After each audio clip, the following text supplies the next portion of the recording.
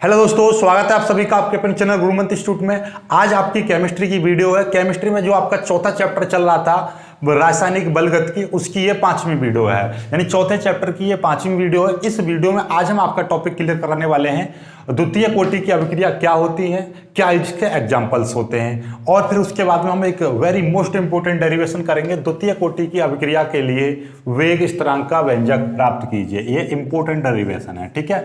तो पहले हम समझते हैं कि द्वितीय कोटि की अभिक्रिया क्या होती है। जैसे आपने शून्य कोटि की अभिक्रिया पढ़ी थी, फिर आपने प्रथम कोटि की अभिक्रिया पढ़ी थी, सेम वही आपका यहाँ पर द्वितीय कोटि की अभिक्रिया है। जैसे हमने उसकी परिभाषा क्या बताई थी, वे अभिक्रिया जिनका वेग शून्य घात पर निर्भर करता है तो वो शून्य कोटि की अभिक्रिया होती है, और यदि अभिक्रिया का वेग अभिकारक की सांद्रता के 1 घात पर निर्भर करता है तो प्रथम कोटि की अभिक्रिया, और यहाँ पर द्वितीय कोटि की है तो उसमें घात क्या हो जाएगी, 2 हो जाएगी। मतलब क्या समझे कि द्वितीय कोटि की जो अभिक्रिया है वे अभिक्रिया होती हैं जिनका वेग अभिकारक की सांद्रता के 2 घात पर निर्भर करता है। यानी कि किस बात पर निर्भर करता है, अभिकारक की सांद्रता।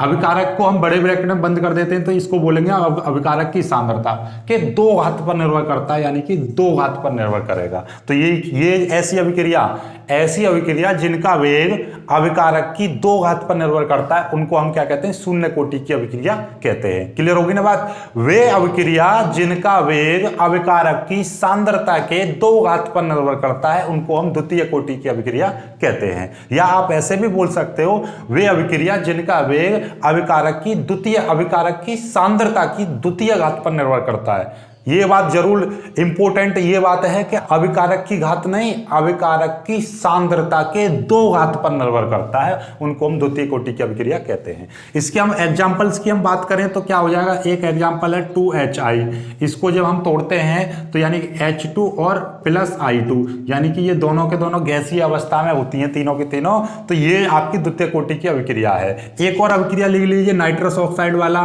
2NO2 एरो क्या हो जाएगा, 2N2 प्लस O2, ठीक है। ये आपका जानते हो नाइट्रस ऑक्साइड यानी कि हंसाने वाली गैस होती है, लाफिंग गैस जिसे बोलते हो आप, ठीक है। तो इसका जो तापीय अपघटन यानी कि इसको जो ताप में यानी इसको हीट देकर इसको गर्म करते हैं तो ये इसमें टूट जाती है। तो ये इसके ये द्वितीय कोटि की अभिक्रिया के एग्जाम्पल्स हैं दोनों, ठीक है। और भी बहुत सारे हैं, आपके 2 काफी हैं। क्लियर है बात। अब आपको क्या करना है, अब हम इस डेरिवेशन को करते हैं। इसको आपको क्या लेना, स्क्रीनशॉट ले लीजिएगा आप। ये कोई द्वितीय कोटि की अभिक्रिया है, माना द्वितीय कोटि की अभिक्रिया, जैसे कि ये हमारी कोई द्वितीय कोटि की अभिक्रिया है। क्लियर है। ये और उत्पाद बना रही है। क्लियर होगी बात। ये द्वितीय कोटि की अभिक्रिया है, उत्पाद बना रही है। द्वितीय कोटि की परिभाषा के अनुसार हम ये जानते हैं कि ये यदि द्वितीय कोटि की अभिक्रिया है तो इसका जो वेग है, इसका वेग किस बात पर निर्भर करेगा, इस अभिक्रिया के अभिकारक की 2 घात पर निर्भर करेगा। तो अभिकारक कितना है, इसका A है, और A की क्या बना दिया हमने, सांद्रता, बड़ा ब्रैकेट लगा दिया, और इसकी 2 घात पर निर्भर करेगा। ये कहां से आ गया, by definition of second order reaction, यानी कि द्वितीय कोटि की परिभाषा के अनुसार। क्लियर होगी बात। अब हम इस वेग को क्या लिखते हैं, अभिक्रिया के वेग को हम लिखते हैं dA/dt। ये आपने अभिक्रिया का जब वेग हमने पढ़ाया था तो वहां पर बताई थी अभिक्रिया का किसी का वेग क्या होता है, अभिकारक की सांद्रता में परिवर्तन। डी का मतलब क्या है, परिवर्तन। तो अभिकारक की सांद्रता में परिवर्तन की समय दर को हम क्या कहते हैं, अभिक्रिया का वेग कहते हैं। तो इसलिए ये माइनस हो जाएगा। माइनस क्यों लगाया, क्योंकि ये हमेशा कम होगा। यानी इधर से जब अभिक्रिया स्टार्ट होगी, जैसे कि हमने इसका शुरू में प्रारंभिक मान इसका मान लिया, इसका प्रारंभिक मान कितना है, A0 है, ठीक है। प्रारंभिक मान कितना है आपका, A0। यानी शुरुआत में मान लीजिए कोई भी चीज है आपकी, कुछ है, जैसे कि मैं अभी ये है आपका, इसको कुछ वजन है इसमें, इसको मैं जलाना प्रारंभ करूं, यहां से जलाऊंगा तो अभी ये जला नहीं है तो ये पूरा का पूरा प्रारंभिक मात्रा मान लीजिए इसमें आपका 10 ग्राम वजन है तो 10 ग्राम ही रहेगा। लेकिन जब मैं इसको जलाना प्रारंभ करूंगा तो क्या हो जाएगा, इधर से जलना प्रारंभ हो जाएगा, तो यानी कि फिर ये 10 ग्राम नहीं बचेगा, फिर कम होता चला जाएगा। ठीक उसी प्रकार से ये प्रारंभिक मात्रा थी, लेकिन जैसे ही इस रिएक्शन स्टार्ट हो जाती है तो ये मान कम होता जाता है। तो यानी कि अभिकारक में परिवर्तन की समय दर को हम अभिक्रिया का वेग कहते हैं। ठीक है, क्लियर होगी ना बात। अब हम इस चिन्ह को हटाते हैं तो एक बराबर आता है और एक इसके साथ में कोई कांस्टेंट जुड़ता है। तो ये यहाँ पे हमने क्या जोड़ दिया, कांस्टेंट जोड़ दिया, और ये आपका जो का त्यों रख दिया।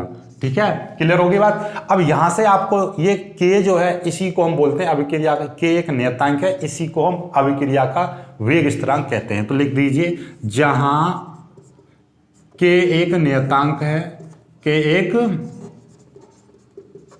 नियतांक है जिसे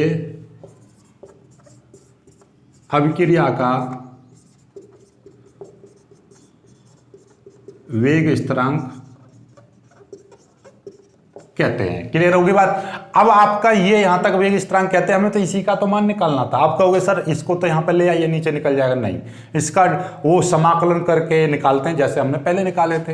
तो समाकलन करने के लिए हम क्या करते हैं कि जैसे ये डी ए है तो ए को एक तरफ लेके आएंगे, टी वाले पक्ष को एक तरफ ले जाते हैं। तो इसको मैं इधर ले आऊंगा तो समीकरण कुछ किस तरीके की दिखाई देगी आपको, देखिएगा ये 1 ये क्या हो जाएगा ए का स्क्वायर, यानी कि ये ऊपर था ये नीचे आ गया 1 में, ये डी ए आपका ये आ जाएगा, कोई दिक्कत, बराबर ये माइनस भी इधर चला जाएगा, डी टी भी इधर चला जाएगा, तो माइनस के और ये क्या हो जाएगा आपका डी टी हो जाएगा। क्लियर है बात, यहां तक समझ में आई।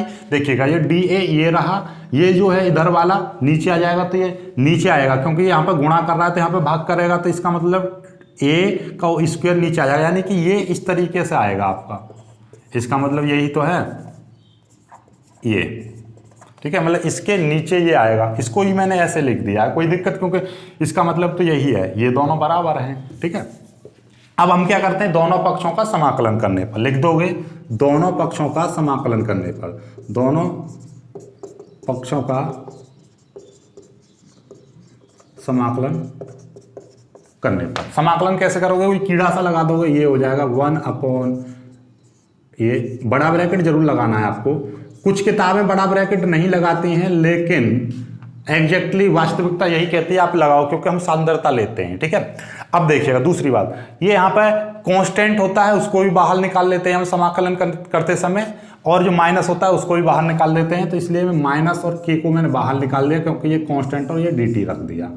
अब यहाँ से बायोलॉजी वाले स्टूडेंट ध्यान रखना और मैथ वाले भी फोकस करना, इस बात को मैं क्या बताने जा रहा हूँ। यहाँ से देखिएगा, अभी ये प्रारंभिक मान को हम बाद में लिख लेंगे। ठीक है, ये देखिएगा, आपको हमने ये चीज बता रखी है, देखो कि x की पावर n का समाकलन आप करते हो तो उसका क्या बताया था फॉर्मूला, x की पावर n+1 बट्टे n+1, और कोई भी यहाँ पे एक कांस्टेंट जुड़ता है, यहाँ पे हम i जोड़ते हैं, यही बताया था। और कोई भी जैसे dx है तो उसका x हो जाता है, और dt है तो उसका t हो जाता है, और यदि dm है तो m हो जाता है, ये बताया था हमने, बताया था नहीं बताया था। तो ये चीज़ होती है, क्लियर है। तो आपको ध्यान रखना है कि ये जो चीज़ दे रखी है इसका ही यूज करेंगे, इस वाले फॉर्मूले का, ध्यान से समझ लेना आप। ठीक है, तो देखिएगा, इसका स्क्रीनशॉट ले लेना।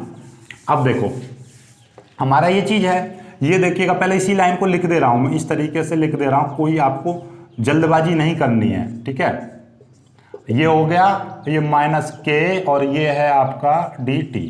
तो अभी हम समाकलन नहीं कर रहे हैं, पहले इसको थोड़ा सा और सॉल्व करो, इसको ऊपर ले जाओ, तो ये देखिएगा, ये आपका ऊपर जाएगा तो ये घातें कैसे हो जाएंगी, -k हो जाएंगी, ये dA हो जाएगा, बराबर ये -k और ये कितना dt हो जाएगा। अब इसका करिएगा, इसको देखो ध्यान से समझना है आपको, ये -2 है, हमने क्या बताया था, x की पावर n का अभी हमने फॉर्मूला बताया था n+1 बट्टे n+1।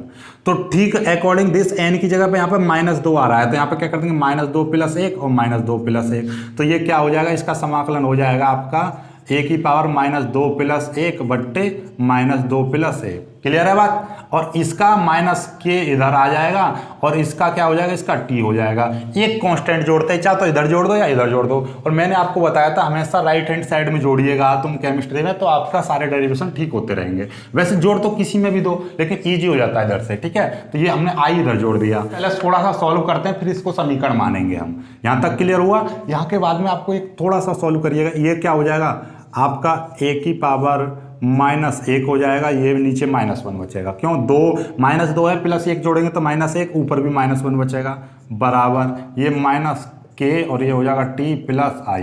इसको मैं देखिएगा माइनस है, इसको -1 लगाओ, ये मैंने माइनस बाहर लगा दिया, कोई दिक्कत, और इस चीज़ को मैं नीचे लेके आऊँगा तो एक 1 क्या हो जाएगा, a हो जाएगा।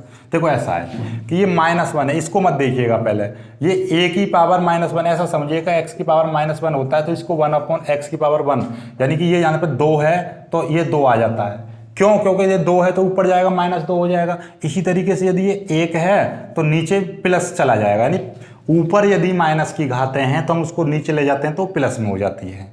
तो ये आ गया, 1 को हम लिखते नहीं है तो ये आ जाएगा। ठीक उसी प्रकार से ये इसकी पावर -1 है तो इसको नीचे ले जाएंगे, 1/a हो जाएगा, यानी कि ये ब्रैकेट a। क्लियर है? अब हमने ये क्या किया, ये माइनस था तो इसको मैंने बाहर लगा दिया, कोई दिक्कत नहीं होनी चाहिए आपको। ये a + 1 और ये i। अब इसको एक समीकरण मान लीजिए, एक मान ली मैंने समीकरण। इसके बाद में हम क्या करते हैं, माना t = 0 पर, यानी कि समय अभी 0 है, अभी रिएक्शन स्टार्ट नहीं हुई है। रिएक्शन स्टार्ट नहीं होगी तो a का मान कितना रहेगा, a का मान उतना ही रहेगा जितना वो प्रारंभ में था, जितना हमने लिया था। जैसे हमने इसको जलाने की बात कही थी कि हम इसको जला रहे हैं, लेकिन जलाने से पहले मान लीजिए इसमें 10 ग्राम वजन है तो इसमें 10 ग्राम ही रहेगा, अभी जलाना प्रारंभ ही नहीं किया है। जब मैं जलाना प्रारंभ करूंगा इसको धीरे धीरे करके जलेगा तो यानी फिर 10 ग्राम नहीं रहेगा, फिर कम होता चला जाएगा।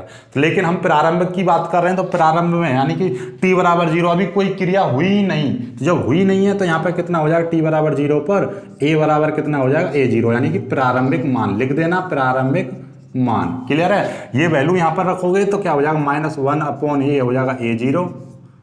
ठीक है, a की जगह पे क्या आ गया, a0, और t की जगह पे क्या आ जाएगा, 0 आ जाएगा। ठीक है, ये -k × ये कितना 0 और ये +i, ये 0 क्यों आ गया, ये सारा का सारा 0 हो जाएगा। क्यों 0 हो जाएगा, आपको पता है कि ये आपका a0 आ गया बराबर ये i, ये वैल्यू आपकी आई है। इस वैल्यू को हम समीकरण 1 में रखेंगे, आपका डेरिवेशन हो चुका है। देखिएगा कैसे रखेंगे हम, यहाँ पे आपको दिखाई दे रहा होगा। तो देखो ये वाली जो समीकरण i का मान समीकरण 1 में रखने पर, i का मान समीकरण 1 में रखने पर, 1 में रख दीजिए समीकरण 1 में। इस समीकरण, इस i का मान इस समीकरण में रख दो तो देखिएगा ये समीकरण कुछ इस तरीके की नजर पड़ेगी, -1/a, ये वाला लिख दिया मैंने। अब इसके बाद हम -kt बराबर -kt, फिर ये i + i है, लेकिन i का मान माइनस में है तो इसलिए ये क्या हो जाएगा, -1/, ये क्या हो जाएगा, a0। ठीक है, क्लियर है बात? अब यहाँ के बाद में देखना ध्यान से, मैं क्या करने जा रहा हूँ, ये जो वैल्यू है आपकी -kt की, ये इधर आएगा तो ये प्लस का kt हो जाएगा बराबर, और ये आपका माइनस है लेकिन ये इधर जाके कैसा हो जाएगा, प्लस का हो जाएगा। तो इसको मैं यहाँ पे लिख दे रहा हूँ a, और ये -1/, ये हो जाएगा a0, ये आ जाएगा आपका। तो k का मान हमें निकालना है स्थिरांक का, तो बराबर क्या हो जाएगा, 1/t, और ये कितना हो जाएगा, 1/, और ये यहाँ पे लिख दोगे आप a, और ये माइनस, और ये हो जाएगा 1/, और ये क्या हो जाएगा, a0, ये हो जाएगा आपका। और इसको मैंने बड़े ब्रैकेट में बंद कर दिया। ठीक है, ये मैं इस तरीके से अलग अलग लिख रहा हूँ ताकि आपको ये छोटा लिख दिया मैंने दिखाई दे। अब इसका मात्रक की यदि बात करें तो मात्रक क्या बनेगा, देखिएगा ध्यान से। मात्रक ये देखिए 1/, में समय दे रखा है तो 1/, क्या हो जाएगा, सेकंड हो जाएगा, इनटू ये सांद्रता, इस सांद्रता में से ये सांद्रता जा रही है, 1/, बट्टे में सांद्रता जा रही है तो सांद्रता बचेगी, यानी 1/, ये कितना हो जाएगा, मोल प्रति लीटर। ठीक है, अब इसको ऊपर लेके जाऊंगा तो मैं क्या हो जाएगा, लीटर ऊपर आ जाएगा, और नीचे क्या बचेगा, आपका सेकंड बचेगा और आपका मोल बचेगा। तो इसको हम और सॉल्व करना चाहें तो और सॉल्व क्या हो जाएगा, लीटर और सेकंड इनवर्स और मोल इनवर्स, ये इसका मात्रक बन गया। कोई सा ही मात्रक लिख लेना, ये कॉम्पिटिटिव एग्जाम में अलग अलग मात्रक आ जाते हैं इस तरीके से, बात वही है, कैसे भी लिख लीजिए। आई होप आप समझ पाए होंगे। ठीक है, एक बार और मैं आपका रिवीजन करा दूं तो देखिएगा हमारे पास में ये दो द्वितीय कोटि की अभिक्रिया है कोई, ये द्वितीय कोटि की अभिक्रिया क्या कहती है कि अभिक्रिया का जो वेग है वो किस पर, अभिकारक की सांद्रता के 2 घात पर निर्भर करती है। तो ये कर दिया। इस वेग का फॉर्मूला क्या होता है, सांद्रता में परिवर्तन बट्टे समय। तो ये हो गया। माइनस क्यों लगाया, क्योंकि ये मान कम होता है। कोई किताबें माइनस नहीं लगाती हैं डेरिवेशन करते समय, लेकिन हम एग्जैक्टली जो एनसीईआरटी है उसमें माइनस लगा हुआ है, और वास्तविकता यही कहती है कि अभिकारक का जो मान है वो सदैव कम होता है, इसलिए माइनस लगाना पड़ता है। ये हो गया कि जहाँ पे इस चिन्ह को हटाते हैं तो यहाँ पे बराबर एक के आ गया, के एक नियतांक है, ये आ गया। इसको हमने सॉल्व किया, आगे इस ए स्क्वायर को यहाँ पर ले आए, डी ए आ गया माइनस, समाकलन करा, ये चीज़ समाकलन का चिन्ह लगा दिया। अब हमने क्या किया, ये जो आपको दिखाई दे रहा है यहाँ पर देखिए, ये क्या है आपका 1/, ये चीज़ यहाँ पर लिख दी है हमने। ठीक है, ये चीज़। अब इस चीज़ को थोड़ा सा और सॉल्व करिए, ऊपर लेके जाऊँगा तो कितना हो जाएगा, माइनस का 2 आ जाएगा, ये डी है, माइनस का के ये हो गया। अब इसका हमने समाकलन कर दिया। फॉर्मूला ये होता है x की पावर n का यदि हम समाकलन कर रहे हैं तो x की पावर n प्लस 1, यानी n की जगह पर -2 है तो -2 प्लस 1, और नीचे भी -2 प्लस 1 बराबर ऐसे ये माइनस के, और ये डायरेक्ट होता है समाकलन तो उसका t आ जाएगा। यदि x होता था x और t है तो t, ये आई कोई भी कॉन्स्टेंट जुड़ता है ये आ गया। अब ये हमने क्या किया है, -1, दो माइनस का है, +1 है तो -1 बचा, ये भी -1 है, ये ज्यों करते हूँ ये ज्यों करता हूँ। अब हम इसको सॉल्व किया, ये नीचे जाएगा तो प्लस की घात हो जाएगी, ये माइनस यहाँ पर बीच में लगा दिया, ये आ गया। अब हमने क्या किया, इसको समीकरण 1 मान ली। फिर क्या मानते हैं हम, t बराबर 0 पर समय यदि 0 था तो अभिक्रिया प्रारंभ नहीं हुई, और प्रारंभ नहीं हुई है तो मतलब क्या कि वहां पर जितना शुरू में मान था, जितना प्रारंभ में मान था वही रहेगा। तो हमने प्रारंभ में मान a0 माना था, प्रारंभिक मान ये हो गया। ये वैल्यू यहाँ पर रखनी, a की जगह पे a0 तो t की जगह पे 0, ये 0 करेंगे तो i का मान आ जाएगा, i का मान समीकरण 1 में रखेंगे यहाँ पर, तो ये प्लस का था तो ये माइनस का आ जाएगा, बाकी सारा सेम। अब ये चीज़ इधर जाएगी तो ये प्लस की हो गई, और ये चीज़ इधर जाएगी तो ये प्लस की हो गई, ये माइनस का रहेगा क्योंकि इसको तो हम कहीं पर नहीं ले गए। तो ये और के को हम इधर ले आए तो ये द्वितीय कोटि के लिए अभिक्रिया का वेग स्थिरांक का व्यंजक आ गया। अब मात्रक की बात करेंगे तो समय का मात्रक 1/सेकंड, ये मोल प्रति लीटर, लीटर को ऊपर लेके जाएंगे ये चीज़ आ जाएगी, और इसको ऊपर ले जाएंगे सेकंड को तो -1, और ये इन्वर्स में आ जाएगा। आई होप कि ये चीज़ बहुत अच्छे से आपको समझ में आ गई होगी। समझ में आ गई, वीडियो को लाइक करना, अपने दोस्तों तक शेयर करना, और चैनल को सब्सक्राइब जरूर कर लेना। और हमने आपको कल आपको एक टारगेट दिया था कि आपको अब थोड़ी सी मेहनत करनी है हमारे साथ में, जल्दी से आपको 50,000 सब्सक्राइबर करा रहे हैं। उसके बाद में आपके लिए बहुत ज़्यादा मतलब एक नया सरप्राइज आने वाला है, बहुत मतलब सॉलिड वाला। तो उसके लिए थोड़ी सी मेहनत कर लो आप हमारे साथ में, और जल्दी से यदि एक बच्चा यदि 10 स्टूडेंट को हमसे जोड़ेगा, और यदि 5 भी जोड़े और उनसे कहो कि वो भी 5 जोड़े, तो मतलब 20 दिन में या 10 दिन में ही आपके 1000 सब्सक्राइबर मतलब 50,000 से ज़्यादा हो जाएंगे, और कहो तो आप लाख भी कर सकते हो, कोई दिक्कत नहीं है। ठीक है, मुझे विश्वास है कि आप जल्दी से करवाओगे। ठीक है, जय।